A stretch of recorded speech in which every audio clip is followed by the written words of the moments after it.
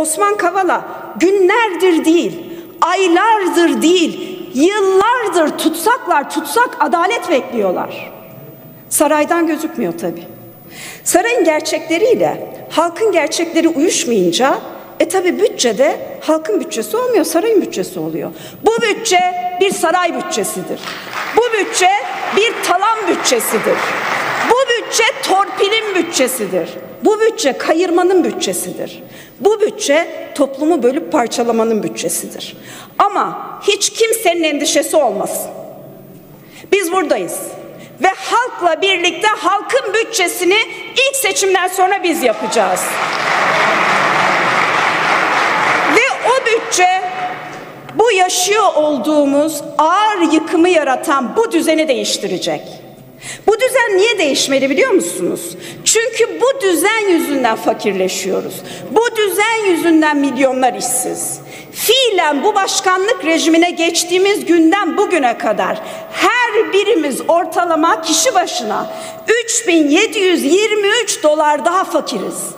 Bugünün kuruyla 30.000 lira demek o. 30.000 lira daha fakiriz. Niye? Kurduğunuz düzen yüzünden. O zaman tarihi ve uluslararası deneyimi dinleyeceğiz.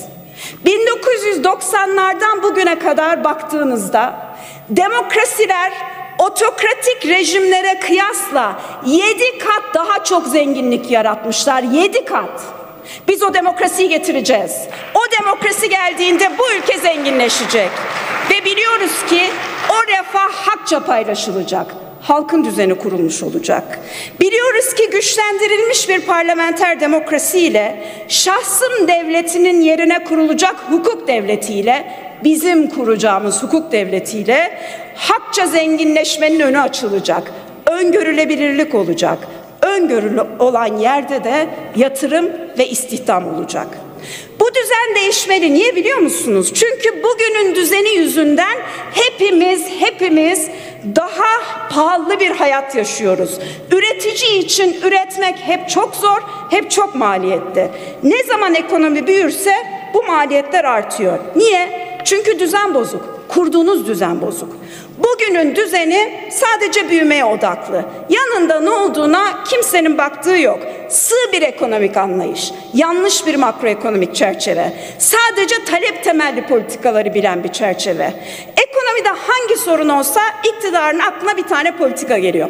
Borç verelim. Adına da borç denmiyor, kredi deniyor. Çünkü kredi verince o borcu yüklenenin kim olduğu ortaya çıkmıyor. Borç veriliyor, borç. Hangi sorun olursa olsun vatandaşa yeni borç vaadi var. Bas borcu, bas krediyi, harçla, borçla talep artsın. Artan talep sonucunda enflasyon artsın. Halk hayat pahalılığının altında ezilsin. Ama ne olsun? İktidarın gözü zaten bunu sarayda duymuyor. Üreticiye borç bas, dönsün ithal aramalı alsın. Çünkü Türkiye'de aramalı yerli üretim yok. İthal aramalı alınca cari açık patlasın. Cari açık olunca o açığı kapatmak için orada burada döviz arasın ülke. Orada burada döviz ararken bunca hukuksuzlukla Türk lirası değer kaybetsin. Türk lirası değer kaybedince halkın elektrik faturası şişsin. Kime ne? Sarayın umru mu? Değil. İşte bu yüzden biz bu düzeni değiştireceğiz. Hayat pahalılığına son vermek için, elektrik faturalarımızı düşürmek için, mercimeğin fiyatını yenebilir kılmak için, her sofraya her yurttaş et koyabilsin diye biz bu düzeni değiştireceğiz. Bu düzen neden mi değişmeli? Çünkü bu düzen yüzünden halk borçlu. Her 4 kişiden 3'ü borçlu. AKP seçmeni de borçlu, CHP'nin, MHP'nin, İYİ Parti'nin, HDP'nin, bütün partilerin seçmeni borçlu.